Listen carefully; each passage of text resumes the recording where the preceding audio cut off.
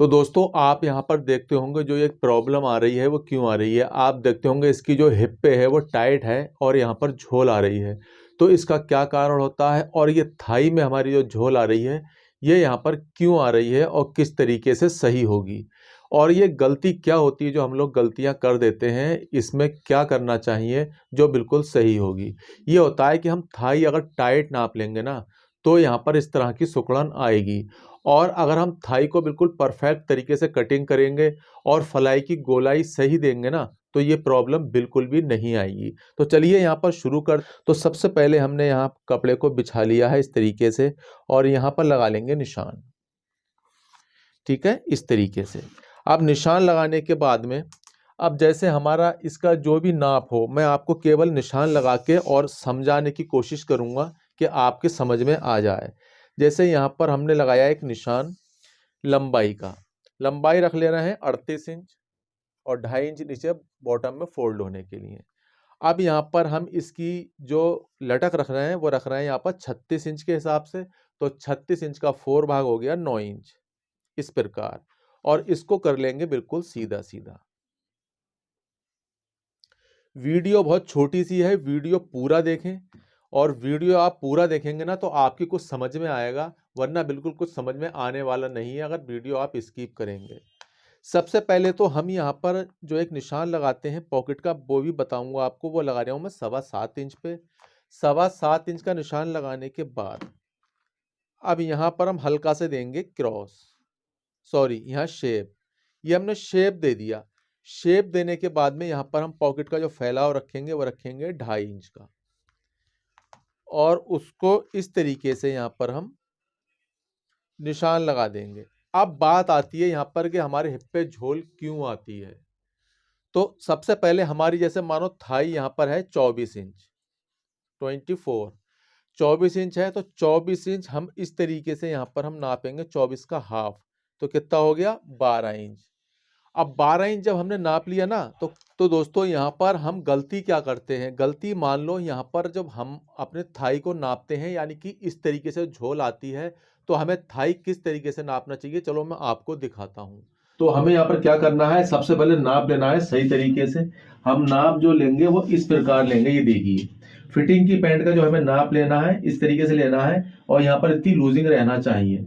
और loose pant का जो नाप लेंगे वो हम इस प्रकार लेंगे, या कस्टमर जब पहने हो पैंट तो आप उससे पूछ लें कि आपकी पैंट थाई में सही है, लूज या टाइट तो नहीं है। जब अगर वो बोल दे कि ना भाई ये हमारी पैंट सही है तो आप उसकी पैंट का नाप कुछ इस तरीके से ले सकते हैं, इस प्रकार। ठीक है, इस प्रकार लेने के बाद में और आप अपनी कटिंग कर सकते हैं। अगर वो कोई पजामा वगैरह पहना है, लोअर वगैरह, तो कोई बात नहीं है, तो आप इस तरीके से फिटिंग का नाप ले लें।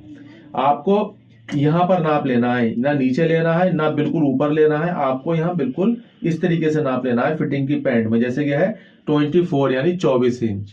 तो बस नाप लेने का यही तरीका है। चलिए हम काउंटर पर चल के और कटिंग करते हैं शुरू।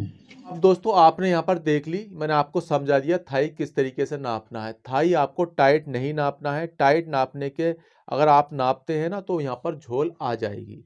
अब हमने देखो थाई नापी 24 इंच, 24 का हाफ रखा 12 इंच, और 12 का हाफ इस तरीके से कर देंगे 6 इंच।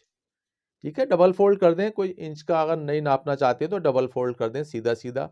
अब यहाँ पर मेन पॉइंट जो आता है वो ये आता है कि हम अपनी फलाई की गोलाई कितनी रखें। दोस्तों कुछ लोग यहाँ पर क्या कर देते हैं 1.25 इंच रख लेते हैं, कोई 1.5 इंच रख लेता है, कोई तो 1 ही इंच रखता है। तो दोस्तों आप ना यहाँ 1.25 इंच लेंगे ना 1 इंच लेंगे, यहाँ पर आप 1.5 इंच लेंगे नॉर्मल साइजों में। और जो हैवी साइज होते हैं जिनकी कमर होती है 40-42, तो उनके लिए आप लेंगे 1.25 इंच। 1.25 इंच से ज़्यादा बिल्कुल भी नहीं लेंगे, चाहे कितना ही हैवी आपका साइज हो। तो मैं यहाँ पर लूँगा नॉर्मल साइज है 1.5 इंच, और 1.5 इंच को इस तरीके से बिल्कुल सीधा सीधा करके लगा दूंगा। ठीक है, ये देख सकते हैं आप, ये मैंने लगा दिया। अब आपको गोलाई कैसे देना है, देखो गोलाई आपको इस तरीके से नहीं देना है, ये देखिए। ठीक है, आपको गोलाई देना है इस प्रकार, यानी कि गोलाई की जो लेंथ हो ना वो थोड़ी लंबाई में हो, एकदम गोल ना हो। क्योंकि जब हमारी पैंट पहनते हैं जो गिदरी होती है नीचे की साइड, गिदरी वाली जो औरेब हिस्सा होता है, वो अगर आप बिल्कुल खड़ा ले लेंगे इस तरीके से गोलाई कर लेंगे तो यहाँ से क्या होगा पता है, ये पहनते टाइम झोल भी मारेगी नीचे और ये उधड़ेगी भी जल्दी। तो आप अगर इस तरीके से गोलाई लेते हैं ना तो बिल्कुल भी आपकी ना झोल मारेगी ना उधड़ेगी। ये है सबसे बेस्ट तरीका। अब मैं आपको बता दूं सामना किस तरीके से रखें। मान लो यहाँ पर आपका जो भी साइज हो, यहाँ आधा इंच लें। ये तो मैंने निशान आपको फलाई की गोलाई के लिए बताया था कि निशान मैंने नाप के नहीं बताया है। अब जो भी आपका सामना हो, जैसे मान लो यहाँ पर कमर 34 इंच है तो यहाँ पर 8.5 रखें और आधा इंच का सिलाई मार्जिन दें और इस तरीके से लगा लें। ये चीज देखें। अब दोस्तों कुछ लोग क्या करते हैं कि थाई को लूज नापते हैं। अगर आपने कमर सही नापी है ना तो आपकी थाई अगर लूज होगी तो आपकी कटिंग के टाइम ही आपकी कटिंग बता देगी कि हमारी थाई यहां पर लूज है। वो कैसे? जैसे आप मान लें कि आपका निशान तो सीधा हमारा ये है, हल्का सा क्रास है। हल्का सा क्रास का मतलब है पैंट हल्की सी लूज है, यानी कि फिटिंग उसकी सही है। अगर ज्यादा ही लूज है तो आपकी इस तरीके से जाएगी सिलाई, ये देखो, यानी कि निशान इस तरीके से जाएगा तो आपकी थाई समझ लो लूज हो रही है बहुत। अगर ये निशान क्रास में जा रहा है और ये निशान अगर आपका सीधा है और हल्का सा उधर को क्रास है तो समझ लो आपकी पैंट बिल्कुल सही है। और आपको बिल्कुल फिट पैंट चाहिए तो एक चीज का ध्यान रखें, ये आपका निशान बिल्कुल सीधा सीधा आना चाहिए इस तरीके से, यानी कि बिल्कुल ही फिट चाहिए। बहुत से लोग बिल्कुल फिट पैंट पहनना चाहते हैं तो आपका निशान आएगा ये। तो मैंने यहाँ पर ये निशान आपको बता दिया। बताने के बाद में यहाँ पर काफी निशान लग चुके हैं, मगर हमारा जो थाई का निशान है वो ये वाला है, मैंने आपको बता दूं। उसके बाद में आप यहाँ पर रखेंगे बॉटम, इस तरीके से बॉटम निकालेंगे, ठीक है। तो यहाँ निशान लगा देंगे। उसके बाद नीचे तुरपाई वाला। अब यहाँ पर काफी लोगों की प्रॉब्लम आती है कि मोरी जब हम प्रेस करते हैं तो अंदर की साइड उचकती है। वो क्यों उचकती है? कुछ लोग गलती ये करते हैं पैंट कटिंग करते टाइम कि उन्होंने जैसे थाइस की 24 है तो उन्होंने सीधा सीधा यहाँ पर ले लिया 2.25 इंच या 2.5 इंच और इसका बॉटम मान लो है 14 इंच, ठीक है।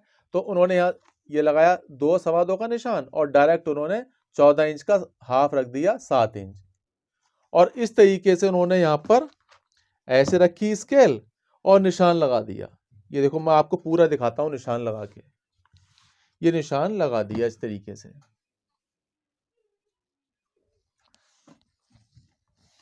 और यहाँ हल्का सा क्रास। अब दोस्तों इस तरीके से जो पैंट कटिंग होगी ना तो आपका अंदर का पैंचा उचकेगा। इस तरीके से कटिंग करते हैं, हम भी करते हैं, मगर कब करते हैं? जिसकी थाई होती है 30-31 इंच, उन लोगों के लिए कटिंग करी जाती है। जैसे हमारा थाई में जो जोड़ आता है बैक पार्ट में, वो हमारा जोड़ बच जाए, इसलिए कटिंग करते हैं। तो उसका तरीका क्या है कटिंग करने का? हमें यहाँ पर आधा इंच अपने इस निशान से इस निशान पे इस तरीके से क्रॉस करना होता है। ये देखिए इस तरीके से। जब आप इस तरीके से क्रॉस करेंगे ना, इस नीले वाले निशान पे कटिंग करेंगे और इस पे नहीं करेंगे, गुलाबी वाले पे, नीले वाले पे करेंगे ना तो बिल्कुल पैंट आपकी सही आएगी अगर इस तरीके से कटिंग करते हैं। मगर आपको जब नॉर्मल थाई है और नॉर्मल क्या नाम है आप पैंट कटिंग कर रहे हैं तो आपको यहाँ पर हमेशा इस तरीके से कटिंग करना होगी। मैं आपको बताऊं, जैसे हमारी थाई है यहाँ 24 इंच, 24 का हाफ रखा हमने कितना 12 इंच, ये रख लिया। अब 12 इंच हम रखेंगे यहाँ पर, ठीक है। कैसे? जैसे ये निशान है हमारा ये वाला, इतनी दूर करनी से, तो सबसे पहले तो यहाँ निशान लगाएंगे इस प्रकार, उसका हाफ रखेंगे 12 इंच, इस निशान से 12 इंच यहाँ पर नापेंगे, ठीक है। उसका हाफ करेंगे 6 इंच। आप इस तरीके से डबल फोल्ड करके भी और निशान लगा सकते हैं, ठीक है, इस तरह। अब दोस्तों आपका जो 14 इंच बॉटम है, तो दोस्तों हमने जब सेंटर का निशान लगा लिया ये वाला, एक सेंटर का हमने निशान ये लगाया और एक सेंटर का निशान ये लगाया। आप चाहें तो इस तरीके से क्रीज का निशान भी लगा सकते हैं पूरा पूरा, ठीक है। इस प्रकार मैं लगा दे रहा हूं जिससे आपको पहचान सही तरीके से हो जाएगी।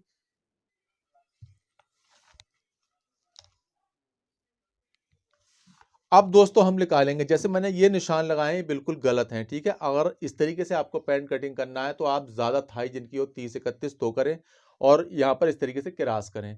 अगर आपको सही कटिंग करना है, बॉटम बिल्कुल सेंटर में निकालना है और आपकी मोरी अंदर ना भागे, तो आप यहाँ लेंगे सेंटर का निशान, इसमें 14 इंच, 14 का हम 4 भाग करेंगे और इस निशान से सेंटर क्रीज वाले निशान से हम लेंगे 3.5 इधर और इधर 3.5 इंच, ठीक है।